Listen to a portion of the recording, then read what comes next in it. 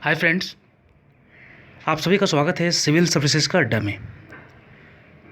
आज से हम लोग बिहार स्पेशल, ठीक है, बिहार स्पेशल जिससे 20 से 25 मार्क्स आते हैं और इसमें अगर करंट अफेयर जोड़ दिया जाए बिहार से रिलेटेड तो ये 30 नंबर के आसपास का हो जाता है वेटेज, जो हम लोग को बीपीएससी के एग्ज़ाम में देखने को मिलता है। ठीक है, तो बिहार स्पेशल काफ़ी एक इम्पॉर्टेंट पार्ट है बीपीएससी के 150 मार्क्स के पेपर का। ठीक है, और आज से हम लोग बिहार एक परिचय जो इम्तियाज़ अहमद का है, ठीक है, जो फुल्ली ऑब्जेक्टिव है। ठीक है, तो हम लोग ऑब्जेक्टिव क्वेश्चन को देखेंगे। ठीक है, चैप्टर बाय चैप्टर हम लोग इसको सारे के सारे सॉल्व करेंगे। काफ़ी अच्छा सीरीज होने वाला है, ये पूरा का पूरा बुक ख़त्म कर दूंगा मैं। ठीक है, अगर आप लोग का सपोर्ट रहा। ठीक है, बस अच्छे से क्वेश्चन को देखिए, रिवीजन कीजिए, क्योंकि यहाँ से क्वेश्चन आने की संभावना काफ़ी ज़्यादा रहती है। वो ज्योग्राफी हो, वो हिस्ट्री हो, ठीक है, या फिर वो मिसलेनियस हो। ठीक है, तो ज्योग्राफी, हिस्ट्री और मिसलेनियस ये काफ़ी इंपॉर्टेंट पार्ट है, एज वेल एज जो भी पॉलिटिकल और इकोनॉमिकल पार्ट है उसे भी हम लोग देखेंगे। ठीक है, तो आइए देखते हैं। और आर्ट और कल्चर भी इंपॉर्टेंट पार्ट रखता ही है। तो बिहार स्पेशल काफ़ी इंपॉर्टेंट पार्ट है। बीपीएससी का एग्ज़ाम हो या सीडीपीए का एग्ज़ाम हो, बिहार स्पेशल से क्वेश्चन आने की संभावना काफ़ी बनी रहती है और ये काफ़ी ज़्यादा इंपॉर्टेंट पार्ट है। बहुत स्टूडेंट इसको छोड़ देते हैं, स्किप कर देते हैं या फिर लास्ट टाइम में पढ़ते हैं। परेशानी नहीं है, एक कंटिन्यूटी टाइप का बनना चाहिए for the preparation of each and every subject. ठीक है, तो आइए, आप सभी का वेलकम है और आज से हम लोग फर्स्ट सीरीज बिहार स्पेशल का स्टार्ट करने वाले हैं। बुक का नाम है इम्तियाज़ अहमद बिहार एक परिचय वस्तुनिष्ठ। ठीक है, आइए।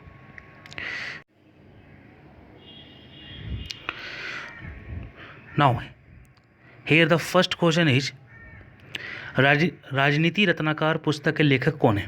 ठीक है, तो राजनीति रत्नाकर के जो पुस्तक के जो लेखक हैं वो कौन है, ये पूछा जा रहा है। ये 62 बीपीएससी में आ भी चुका है। ठीक है, तो राजनीति रत्नाकर पुस्तक के जो लेखक हैं वो चंदेश्वर हैं। कौन है?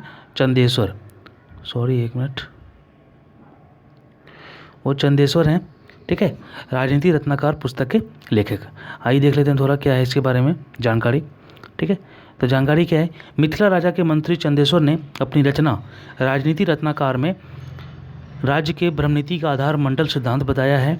यह भी 60 द्विगुणी सिद्धांत और साम दान भेद और दंड के उपायों के प्रयोग का परामर्श देता है। ठीक है, सेकेंड क्वेश्चन क्या है, सेकेंड क्वेश्चन है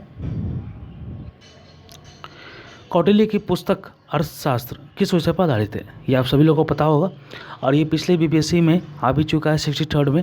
ठीक है, तो कौटिल्य की पुस्तक अर्थशास्त्र जो है वो शासन कला के सिद्धांत और अभ्यास पर आधारित है। ऑप्शन नंबर हमारा बी हो जाएगा यहाँ पर। ठीक है, नेक्स्ट देखते हैं। उद्वंत प्रकाश के लेखक कौन है? उद्वंत प्रकाश। ठीक है, उद्वंत प्रकाश के लेखक कौन है, ये भी आ चुका है 62 या 62 बीपीएससी में आ चुका है। तो उद्वंत प्रकाश के जो लेखक है वो मौलिक कवि है। ऑप्शन नंबर हमारा ए हो जाएगा। ठीक है, चलिए नेक्स्ट देखते हैं हम लोग। नेक्स्ट क्या है, मौर्यकालीन स्थापत्य कला के साक्ष्य कहाँ से प्राप्त हुए हैं। तो मौर्यकालीन स्थापत्य कला के जो साक्ष्य प्राप्त हुए हैं वो पाटलिपुत्र से भी प्राप्त हुए हैं, राजगृह से भी प्राप्त हुए हैं और बराबर की पहाड़ियाँ से भी प्राप्त हुए हैं। तो हमारा हो जाएगा ऑप्शन डी, यानी उपयुक्त सभी। ठीक है, चलिए नेक्स्ट क्वेश्चन देखते हैं।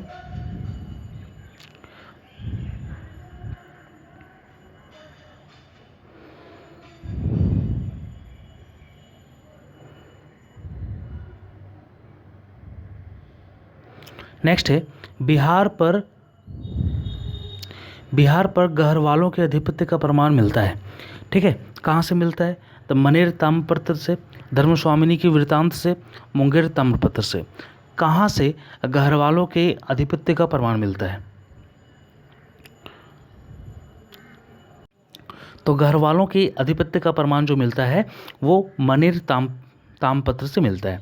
ऑप्शन नंबर हमारा यहाँ पर ए हो जाएगा। ठीक है, चलिए नेक्स्ट क्वेश्चन देखते हैं।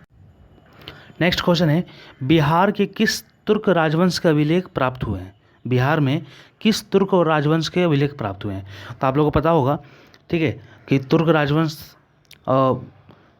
जो गुलाम वंश से स्टार्ट होता है। ठीक है, और फिर उसके बाद खिलजी वंश, फिर तुगलक वंश, ठीक है।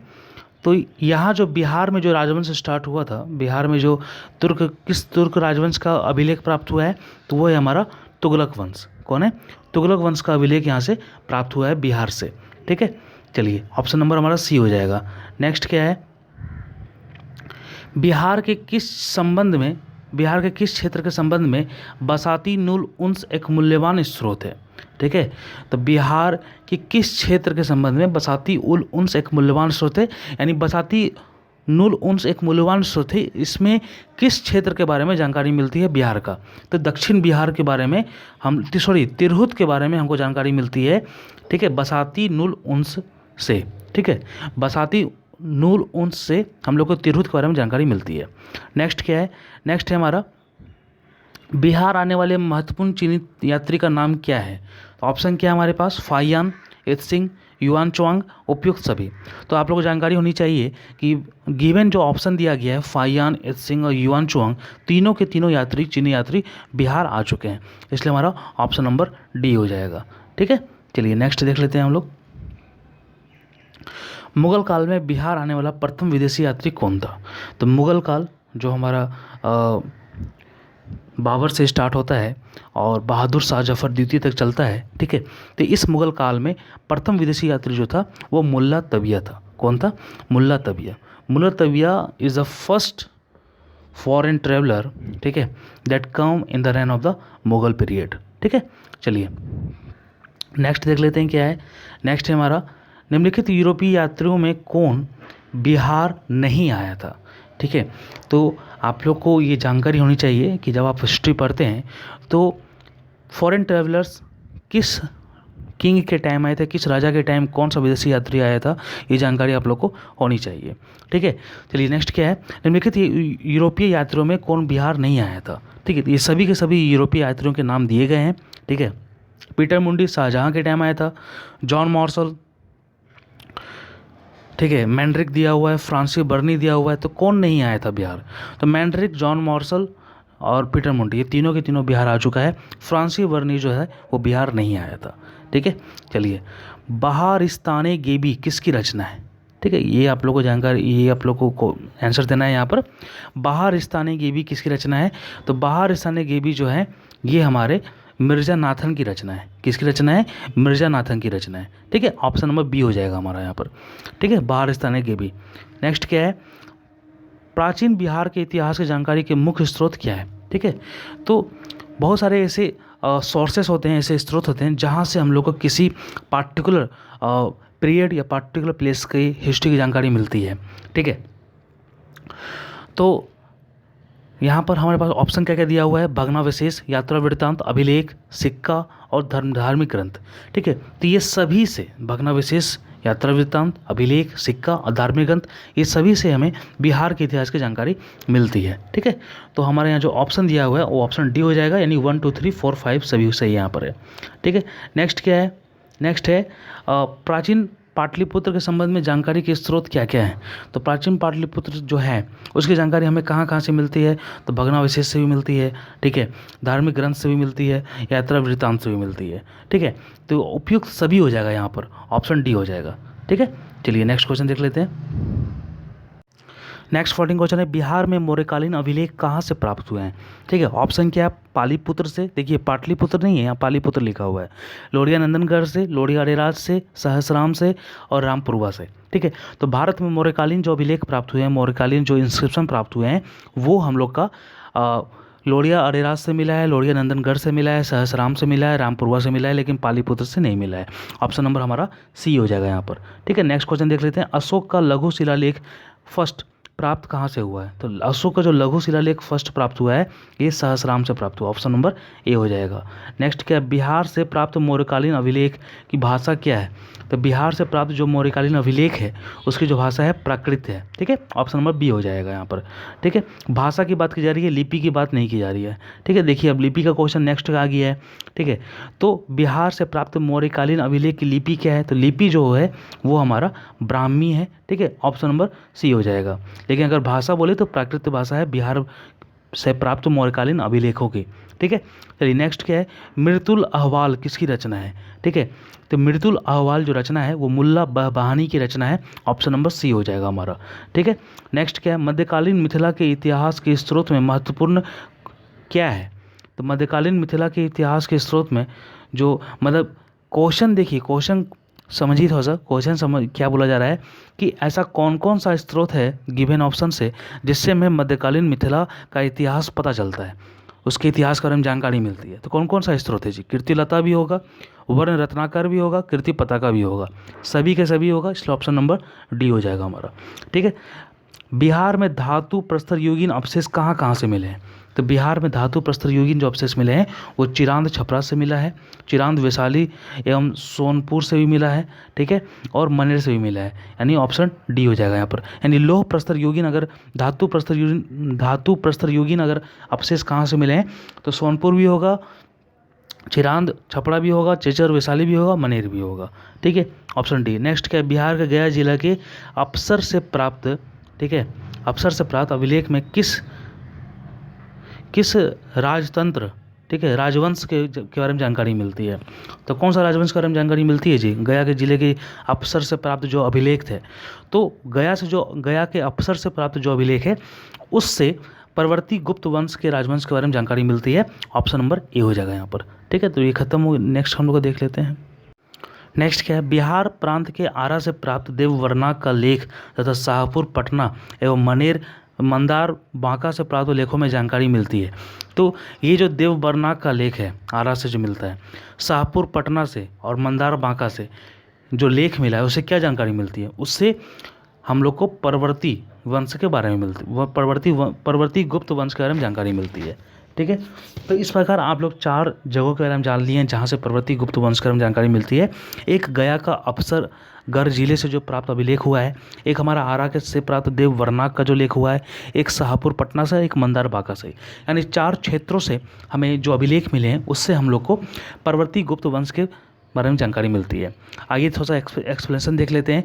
देववर्णा के अभिलेख में परवर्ती गुप्त शासक देवगुप्त, विष्णुगुप्त, जीवितगुप्त द्वितीय का नाम मिलता है। यहाँ से अगर आपसे क्वेश्चन पूछा जाए कि देवगुप्त विष्णुगुप्त किस वंश से संबंध रखते हैं, तो आप लोग यहाँ भी बोल सकते हो कि ये लोग परवर्ती गुप्त वंश के बारे में जानकारी देते हैं। ठीक है, बहुत लोग नहीं जानते हैं तो ये लोग गुप्त वंश डायरेक्ट लगा देंगे और आगे बढ़ जाएंगे, उनका आंसर गलत हो जाएगा। ठीक है, नेक्स्ट देखिए, पाल शासकों के बारे में जानकारी मिलती है, तो कहाँ से मिलती है, तो पाल शासकों के बारे में जो जानकारी मिलती है वो देवपाल के मुंगेर अभिलेख से मिलती है, नारायण पाल का भागलपुर ताम्रपत्र अभिलेख से भी मिलती है, और महिपाल प्रथम के नालंदा एवं मुजफ्फरपुर अभिलेख से भी मिलती है। इन तीनों का तीनों हो जाएगा, ऑप्शन डी हो जाएगा हमारा। ठीक है, याद रखना है किस शासकों के बारे में कहाँ से जानकारी मिलती है, तो पाल शासकों के बारे में देवपाल के मुंगेर अभिलेख, नारायण पाल का भागलपुर अभिलेख, ठीक है, और महिपाल प्रथम का नालंदा और मुजफ्फरपुर का अभिलेख। ठीक है, चलिए नेक्स्ट देख लेते हैं हम लोग 24 का, बिहार के लिए सर्वाधिक प्राचीन साहित्यिक स्रोत क्या है। तो बिहार के लिए सर्वाधिक प्राचीन साहित्यिक स्रोत क्या है, देखते हैं ऑप्शन क्या दिया हुआ, अथर्ववेद। ठीक है, अथर्ववेद जो है ये बिहार के लिए सर्वाधिक प्राचीन साहित्यिक स्रोत है। ठीक है, तो आपसे अगर पूछे तो बिहार के लिए सर्वाधिक प्राचीन साहित्यिक स्रोत कौन है, तो अथर्ववेद है। ठीक है, नेक्स्ट क्या है, बिहार में स्थित महाजनपद को जानकारी कहाँ से मिलती है, तो अगुंतर निकाय से मिलती है, ऑप्शन नंबर बी हो जाएगा हमारा। ठीक है, नेक्स्ट क्या है, नालंदा के सराय टीला में उत्खनन से प्राप्त हुआ है, क्या प्राप्त हुआ है, नालंदा के सराय टीला के उत्खनन से प्राप्त हुआ है, तो ये हम लोग का पाल काल का बौद्ध विहार मिला है हम लोग को। ठीक है, नालंदा में स्थित सरायटीला है। ठीक है, सरायटीला का उत्खनन जब हुआ तो वहाँ से हम लोग को पाल काल का बौद्ध विहार मिला। ठीक है, ऑप्शन नंबर सी है। ठीक है, चलिए नेक्स्ट क्या है, बौद्ध साहित्य विनय पिटक एवं दीर्घ निकाय से जानकारी मिलती है। तो क्या जानकारी मिलती है, तो बौद्ध साहित्य विनय पिटक और दीर्घ निकाय से हम लोग को मगध के राजतंत्र एवं वैशाली के गणतंत्रों के बारे में जानकारी मिलती है, और मौर्योत्तर बिहार के बारे में जानकारी मिलती है, यानी दोनों चीज़ हो जाएगा, इसलिए हमारा ऑप्शन नंबर सी हो जाएगा यहाँ पर। ठीक है, तो बौद्ध विनय पिटक, धर्म पिटक, विनय पिटक और 3 पिटक है। ठीक है, 3 पिटक है, और यहाँ पर बोल रहा है कि विनय पिटक और दीर्घ निकाय से क्या जानकारी मिलती है, तो विनय पिटक और दीर्घ निकाय दोनों जो है बौद्ध साहित्य हैं, ठीक है। और ये दोनों से हमें मौर्योत्तर बिहार और मगध के राजतंत्र और वैशाली के गणतंत्र के बारे में जानकारी मिलती है, ठीक है। नेक्स्ट क्या है हम लोग का, बिहार में बड़े पैमाने पर उत्खनन कार्य करने वाला तथा कई प्राचीन स्थलों की खोज करने वाले पुरातत्ववेत्ता कौन है, ठीक है। तो कौन है, यहाँ पर हम लोग को जानकारी देनी है। तो बिहार में बड़े पैमाने पर उत्खनन कार्य करने वाला, ठीक है, तथा कई प्राचीन स्थलों की खोज करने वाला पुरातत्ववेत्ता कौन था, तो ये कनिंघम था, ठीक है। ऑप्शन नंबर डी हो जाएगा हमारा, ठीक है। नेक्स्ट क्या है, नेक्स्ट देख लेते हैं क्या है। नेक्स्ट हमारा नालंदा में स्थित बड़ा गांव नालंदा महाविहार का पता किसने लगाया था। तो नालंदा में स्थित बड़ा गांव, जिसे हम लोग आज नालंदा महाविहार बोलते हैं, इसका पता किसने लगाया था, इसका पता कनिंघम ने लगाया था, ठीक है। वहाँ से 2 अभिलेख भी मिले हैं जिन पर नालंदा का नाम उत्कीर्ण है। बिहार शरीफ में कुमारगुप्त प्रथम और स्कंदगुप्त का प्रसिद्ध स्तंभ भी प्राप्त हुआ है, ठीक है। कनिंघम ने बोधगया के मंदिर को भी खोजा था। तो कनिंघम ने किसे किसे खोजा था, कनिंघम ने नालंदा महाविहार को भी खोजा था, कनिंघम ने बोधगया के मंदिर को भी खोजा था। और अगर आपसे पूछा जाए कि कुमारगुप्त प्रथम और स्कंदगुप्त का प्रसिद्ध स्तंभ कहाँ से मिला है, तो ये बिहार शरीफ से मिला है, ठीक है। चलिए नेक्स्ट क्या है, पुरातत्ववेत्ता कनिंघम ने बिहार में खोज की, ठीक है। किस किस की खोज की है, ठीक है। तो देखिए केसरिया स्तूप चंपारण की भी खोज की है, लोरिया अरेराज का अशोक स्तंभ भी इन्होंने ही खोजा है, और बसाड़ के अवशेषों के आधार पर वैशाली की जो प्राचीन स्थल है उनकी भी खोज इन्होंने ही की है, ठीक है। तो यहाँ से आपको ये जानकारी मिलती है कि तीनों के तीनों चीज़ कनिंघम ने बिहार में खोज की थी, ठीक है। चलिए, और यहाँ तो 30 का जो हो जाएगा ऑप्शन डी हो जाएगा, यानी उपयुक्त सभी हो जाएगा। इस प्रकार आप लोग ये जानकारी आप लोग को मिल चुकी होगी कि कनिंघम ने, ठीक है, अभी तक आप लोगों को 5 चीज़ों की जानकारी मिल गई होगी जिसकी खोज कनिंघम ने खुद की थी, ठीक है। वो नालंदा महाविहार भी था, बोधगया का मंदिर भी था, ठीक है। और यहाँ पर जो 3 ऑप्शन दिए हुए हैं जिसे हमने अभी अभी देखा है, केसरिया स्तूप, लोरिया रेराज का अशोक स्तंभ, बसाड़ के अवशेषों पर आधारित वैशाली के प्राचीन स्थल, ये पाँचों के पाँचों चीज़ को मतलब कनिंघम ने खोजा था। दूसरी बात, अगर आपसे पूछे कि केसरिया स्तूप कहाँ से रिलेटेड है, किस जिले से रिलेटेड है, तो ये चंपारण जिला से संबंधित है, वहाँ पर ये स्थित है, ठीक है। चलिए नेक्स्ट क्या है, नेक्स्ट विदेह के राजा जनक ने निष्क या सुवर्ण या सतनाम उपहार में दिए, ये कहाँ वर्णित है। तो विदेह के राजा जनक ने निष्क या सुवर्ण या सतनाम उपहार में दिए, ये वर्णित है बृहदारण्यक उपनिषद में वर्णित है, ठीक है। बृहदारण्यक उपनिषद में ये वर्णित है, ठीक है। ऑप्शन नंबर ए हो जाएगा। नेक्स्ट क्या है, बिहार से प्राप्त मौर्य अभिलेखों की लिपि क्या है। तो बिहार से प्राप्त जो मौर्य अभिलेखों की लिपि है, अभी हम लोगों ने देखा भी था, ठीक है। जो मौर्य, एक मिनट, हम लोग किसका देखे थे, मौर्य का या मुगल का। इससे पहले भी हम लोग मौर्यकालीन बिहार से प्राप्त जो लिपि हुआ है उसका भी हम लोग देख चुके थे। तो ये रिपीटेड क्वेश्चन है, लेकिन यहाँ पर ऑप्शन चेंज है, तो इस प्रकार आपका रिवीजन भी हो जाएगा इस प्रकार, ठीक है। तो बिहार से प्राप्त मौर्य अभिलेखों की जो लिपि थी, ठीक है, वो हमारा ब्राह्मी लिपि थी, ठीक है। और अगर आपसे भाषा पूछा जाए तो वो प्राकृत भाषा थी, ठीक है। तो ब्राह्मी लिपि तो यहाँ पर है नहीं, तो हमारा ऑप्शन डी हो जाएगा, उपयुक्त में से कोई नहीं, ठीक है। चलिए, बिहार से प्राप्त पहला द्विभाषी अभिलेख किस मध्यकालीन शासक से संबंधित था, ठीक है। तो जो पहला द्विभाषी अभिलेख जो मिला था वो किस मध्यकालीन शासक से संबंधित था। ऑप्शन क्या है, बाबर, अकबर, शेरशाह, शाहजहां। तो बिहार से प्राप्त जो पहला द्विभाषी अभिलेख जो था वो शेरशाह के टाइम मिला था, ऑप्शन नंबर बी हो जाएगा हमारा, ठीक है। नेक्स्ट क्या है, नेक्स्ट है हमारा वह पहला मुगल शासक, ठीक है। 34th क्वेश्चन की बात कर रहे हैं हमें, ठीक है। वो पहला मुगल शासक कौन था जिसके अभिलेख बिहार में मिले हैं, ठीक है। तो वो अकबर था। अकबर ऐसा पहला मुगल शासक था जिसके अभिलेख बिहार में मिले हैं, ऑप्शन नंबर सी हो जाएगा। नेक्स्ट क्या है, बौद्ध धार्मिक साहित्य में कौन ग्रंथ प्राचीन बिहार के इतिहास के संबंध में जानकारी के स्रोत हैं, ठीक है। तो ये जो है दीर्घ निकाय हैं, ठीक है। कौन कौन है, दीर्घ निकाय हैं।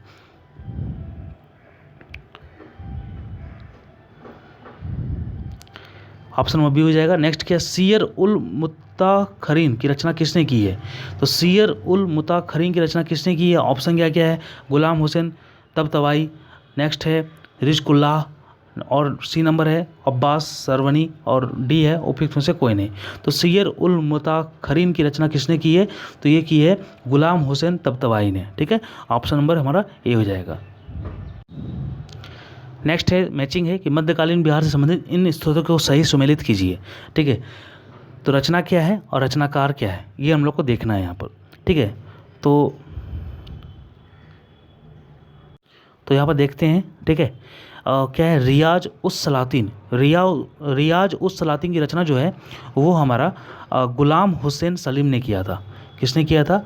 गुलाम हुसैन सलीम ने किया था। ऑप्शन नंबर 2 हो जाएगा। नेक्स्ट क्या है, तारीकी शेर शाही, तारीकी शेर शाही की रचना जो है ये अब्बास सरवानी ने किया था। ऑप्शन नंबर बी हो जाएगा। ठीक है, नेक्स्ट क्या है, वाक़ियात मुस्ताकी, वाक़ियात मुस्ताकी की रचना रिज कुला ने की है। ऑप्शन हमारा सामने में है।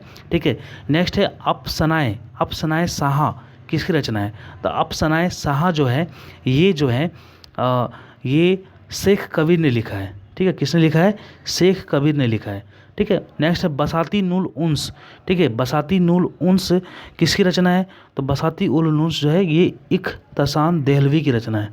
ठीक है, इख्तसान देहलवी की रचना है। इस प्रकार पांचों के पांचों ऑप्शन मिल गए हैं और हमारा जो ऑप्शन है वो ऑप्शन बी है। ठीक है, क्या है? Option B. नेक्स्ट क्या है, मुल्ला बहबानी यात्री थे। तो मुल्ला बहबानी कहाँ के यात्री थे? तो ये ईरान के यात्री थे। ठीक है, कहाँ के यात्री थे? ईरान के यात्री थे। मुल्ला बहबानी की यात्रा वृत्तांत से आधुनिक बिहार के बारे में जानकारी मिलती है। आपसे ऐसा ही पूछा जा सकता है कि मुल्ला बहबानी जो थे, ठीक है, इनके यात्रा से किस यात्रा वृत्तांत से किस युग के बिहार के किस युग के बारे में जानकारी मिलती है? तो वो आधुनिक युग के बारे में जानकारी मिलती है। ठीक है, मुल्ला बहबानी ईरानी थे। नेक्स्ट क्या है, आधुनिक बिहार के अध्ययन के लिए स्रोत कौन कौन सा है? तो आधुनिक बिहार के अध्ययन के लिए जो स्रोत है वो जो है ऑप्शन जो यहाँ पर दिया गया है सभी के सभी हैं। फ्रांसिस बुकानन द्वारा संकलित विभिन्न रिपोर्ट, डिस्ट्रिक्ट गैजेटर, लैंड सर्वे और settlement report, fort William, India house correspondence series, ये सभी के सभी जो हैं इससे हमें आधुनिक बिहार के बारे में जानकारी मिलती है। लास्ट क्वेश्चन क्या है, कौटिल्य के अर्थशास्त्र में किस पहलू पर प्रकाश डाला गया है? तो कौटिल्य के अर्थशास्त्र पर जो है ये हमारा राजनीतिक नीतियों के बारे में प्रकाश डाला गया है कौटिल्य के अर्थशास्त्र में। ऑप्शन नंबर बी हो जाएगा। ठीक है, नेक्स्ट क्या है, अफसरगढ़ गया से प्राप्त एक मंदिर का भग्नावशेष प्राप्त हुआ है। इसके दीवारों पर कथा दृश्य अंकित है।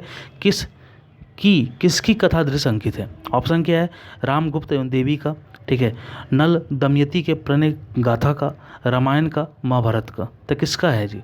तो ये जो है हमारा रामायण का यहाँ पर कथा दृश्य अंकित किया है। अफसरगढ़ गया से प्राप्त एक मंदिर के भग्नावशेष पर से के दीवार पर ये कथा दृश्य अंकित है। ठीक है, चलिए, अफसरगढ़ गया से प्राप्त एक अभिलेख भी हुआ था जो हम लोग अभी देख चुके हैं। वो अभिलेख किस वंश का जानकारी देता है ये आप लोग कमेंट सेक्शन में बताओ। ये क्वेश्चन हम लोग पहले से भी मतलब इसी सेशन में पहले क्वेश्चन में कर चुके हैं। ठीक है, इस प्रकार आपका एक रिवीजन भी हो जाएगा और इस प्रकार ये क्यूज के रूप में भी मैं आपसे पूछ सकता हूँ कि गया के अफसरगढ़ जिले से जो प्राप्त अभिलेख हुआ है वहाँ से किस राजवंश की जानकारी मिलती है। ठीक है, तो ये हमारा सेशन था। आई होप आप लोग कैसा लगा कमेंट कीजिए। ठीक है, ये सेशन लगातार आते रहेगा। अब पूरा का पूरा जो बुक है वो मैं आपको ख़त्म करके आपको दूंगा। ठीक है, फ्री ऑफ कॉस्ट, आप अपना रिवीजन अच्छे से कीजिए। तो थैंक्स फ्रेंड, ये हम लोग का सेशन था, काफ़ी अच्छा सेशन था बिहार स्पेशल का। आई होप आप लोगों ने काफ़ी अच्छे से इन्जॉय किया होगा और ज़्यादा से ज़्यादा फ्रेंड सर्कल में शेयर कीजिए। देखिए फ्रेंड्स, आई होप आप लोग को लग रहा हो कि ये कैसा क्वेश्चन है। तो CDPO का जो एग्ज़ाम होने वाला है, ठीक है, उसमें वैकेंसी कम है, क्वेश्चन काफ़ी डीपली और फैक्चुअल आने वाले हैं।